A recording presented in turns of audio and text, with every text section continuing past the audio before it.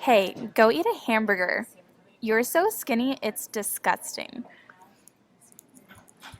Hey, are you okay? I heard what happened. Yeah, I'm okay. They always pick on me for being so skinny, but they don't know what I'm struggling with. Oh, do you have an eating disorder? Yeah, I struggle with anorexia nervosa. Not a lot of people know about eating disorders, so they make fun of me. Yeah, I actually don't know a lot about them. I never really thought it was a big deal, and I only started hearing about them since I started high school here. Really? Eating disorders have been around for hundreds of years. The first documentation of self starvation was as early as the 4th century, and there have been a lot of historical accounts of anorexia nervosa. For example, in the 17th and 18th centuries, women between the ages of 14 to 20 read about medieval saints who starved themselves, so they did. They were called miraculous maids. No way, I've never heard of any of those stories. Yeah, it wasn't until the 1800s that the field came together to study and give it the name anorexia nervosa, even though the symptoms had been described centuries ago. And it wasn't until 1979 that Gerald Russell formally characterized bulimia nervosa. That's almost 100 years ago. Wait, what's bulimia nervosa? Is that the eating disorder where someone makes himself throw up? Yeah, purging is a symptom of bulimia nervosa, but there is much more to it. There's a lot that goes into assessing and diagnosing an eating disorder. Okay, how do you tell if someone has an eating disorder then? Well, take the example of someone who has bulimia nervosa. Bulimia is characterized by a cycle of binging and behaviors such as self induced purging, excessive exercise, misuse of laxative or diuretics, and fasting. Oh, I always thought that someone only had an eating disorder if they didn't eat. No, there's actually a bunch of different kinds of eating disorders. The one you're referring to is anorexia nervosa. That's the one I was diagnosed with. People with this eating disorder restrict their diet to a point where they have extremely low body weight due to their fear of gaining weight.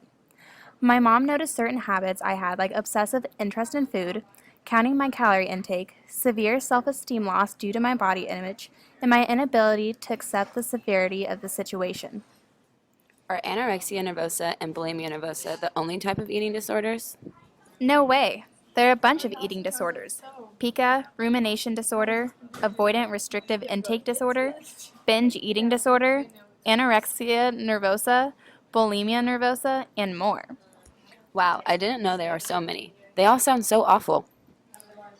Eating disorders really are awful. They affect every organ system in our bodies, from problems with circulation and reproductive to cognitive impairment to even dental problems. The malnourishment from eating disorders contributes to so many medical complications. That's why hospitalization is required for some complications and also why eating disorders have such a high mortality rate. Malnourishment is defined as a deficit to macronutrients and micronutrients, which may result in a low BMI or extreme weight loss.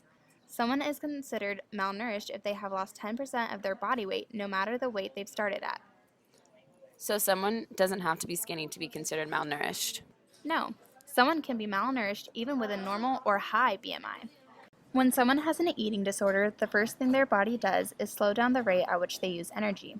Their heart rate is decreased to less than 45 beats per minute, which increases their chance of cardiac arrest, and their cardiac output can be decreased, which may cause dizziness, fainting, or cold and blue hands and feet. What happens to the other systems of the body of someone who has an eating disorder? There's usually a very serious decrease in neurological abilities, including decrease in memory, learning, organization, judgment, and concentration. The effects of eating disorders on the reproductive system can be potentially irreversible, including incomplete pubertal development, absent menstrual periods, and decreased sex drive.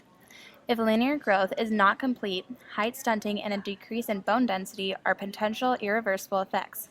You may see someone with an eating disorder suffering from dry skin, hair loss, poor wound healing, and skin breakdown. Whoa, eating disorders can really mess with someone's organ systems. Yeah, in fact, eating disorders have the highest mortality rate of any psychiatric illness. That's really scary. I wonder what causes people to develop an eating disorder. What they do to your body sounds awful. Those girls should really watch what they say. Yeah, Created using Powtoon.